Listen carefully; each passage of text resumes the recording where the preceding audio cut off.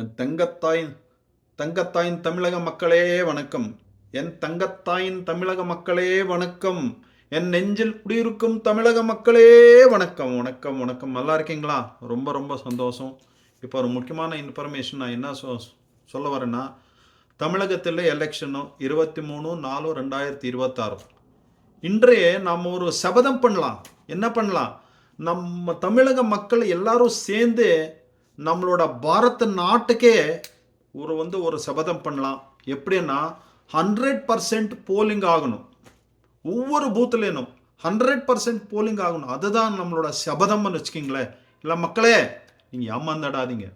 ஓட்டுன்றது உங்களோட உரிமை இல்லை, உரிமை மட்டும் இல்லை, உங்களோட ரெஸ்பான்சிபிலிட்டி.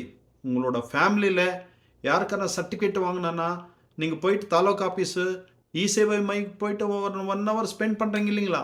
அதே மாதிரி இந்த ஓட்டு போடுறது ஒவ்வொரு ஆளும் ரெஸ்பான்சிபிலிட்டி எடுத்தால் அவங்க ஃபேமிலியில்.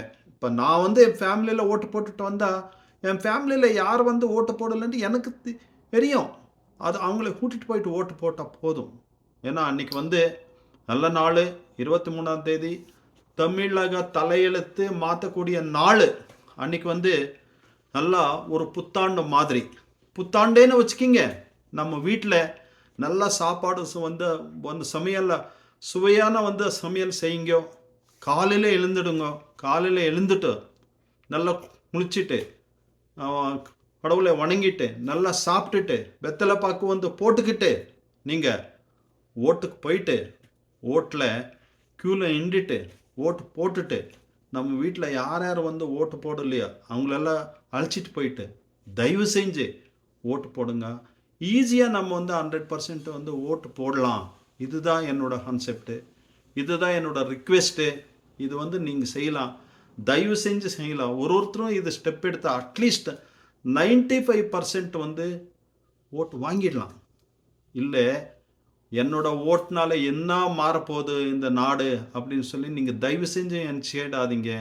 ஓட்டுன்றது உங்களுக்கு உரிமை மட்டும் இல்லை, உங்களோட ரெஸ்பான்சிபிலிட்டி. அது செஞ்சீங்கன்னா சப்போஸ் ஓட்டு போடலைன்னா என்ன உங்களுக்கு லாஸ் ஆகுது அப்படின்னு சொல்லி நான் இப்போ சொல்ல வரேன். இந்த மக்களே கேளுங்க. ஒரு 100 ஓட்டாளர்கள் இருக்காங்க, 100% ஓட்டாளர் இருக்காங்க. காலங்காலமாக நம்ம பார்த்துட்டு வரோம். 8 கோடி மக்களில் 6 கோடி 20 லட்சம் தான் ஓட்டாளங்க இருக்காங்க இங்கே நம்ம தமிழ்நாட்டில். இவங்கள ஜெயிக்கணும் அப்படின்னா காலங்காலமாக நம்ம பார்த்துட்டு வர்றது 70% தான் போலிங் ஆகிட்டு இருக்குது. 30% ஓட்டு போட மாட்டாங்க. ஏன்னா அவங்க ரொம்ப பிஸியாக, என்ன பிஸியோ ஒன்றுமே புரியாது. அன்றைக்கி ஒரு நாளில் என்ன எடுத்துகிட்டு போதோ ஒன்றும் புரியல.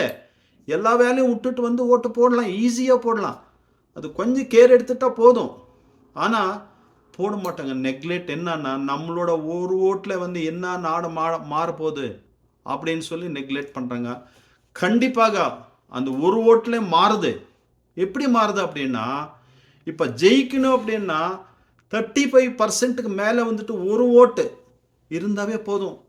ஒரு ஓட்டோ 1 லட்சமோ இல்லை 10,000மோ இல்லை 10 லட்சமோ ஓட்டு எக்ஸ்ட்ரா அவங்க ஜெயிச்சிடுவாங்க. ஆனால் அவங்க தான் ஆண்டிட்டு இருப்பாங்க. அந்த 35 பேர் யார் ஓட்டு போட்டு ஜெயிக்கிறாங்களோ அவங்க தான் ஆண்டிட்டு இருப்பாங்க. அவங்களோட ரூல்ஸ் தான் நம்ம ஃபாலோ பண்ணிட்டு இருக்கிறோம். அவங்க என்ன பண்ணாலும் சரி, அதுதான் நம்ம ஃபாலோ பண்ணுறோம். நம்ம தலையெழுத்து அவங்ககிட்ட தான் இருக்கும். ஆனால் அந்த மாதிரி நிலைமை நம்மளுக்கு வேண்டாம். அப்படின்னா நம்ம எல்லாரும் ஓட்டு போடணும். பார்த்தீங்களா, இந்த ஒரு 35% ஆளுங்க தேர்ந்தெடுத்த ஆளுங்க கிட்ட நம்ம லாஸாக இந்த தோல்வி அடைஞ்சிருக்கிற 35 ஆளும் ஓட்டு போடாத ஆள் 30 ஆள், கிட்டத்தட்ட 65 to 70% ஆளுங்க 35% ஆளுங்கிட்ட தான் அவங்க யார் தேர்ந்தெடுத்திருக்காங்களோ அவங்களோட கண்ட்ரோலில் தான் இருந்துடுறாங்க. ஸோ அந்த மாதிரி எல்லாமே நமக்கு வேண்டாம். நம்ம நம்மளோட ஓட்டு உரிமைன்றது நம்மளோட ரெஸ்பான்சிபிலிட்டியை எடுத்துக்கிட்டு நம்ம போயிட்டு எல்லாரும் ஓட்டு போடணும், ஓட்டு போடணும், ஓட்டு போடணும். தயவு செஞ்சு எல்லாரும் ஓட்டு போடணும். இது என்னோட ரிக்வெஸ்ட் மக்களே. இந்த வீடியோ எல்லாருக்கும் ஷேர் பண்ணுங்கள். நன்றி, வணக்கம்.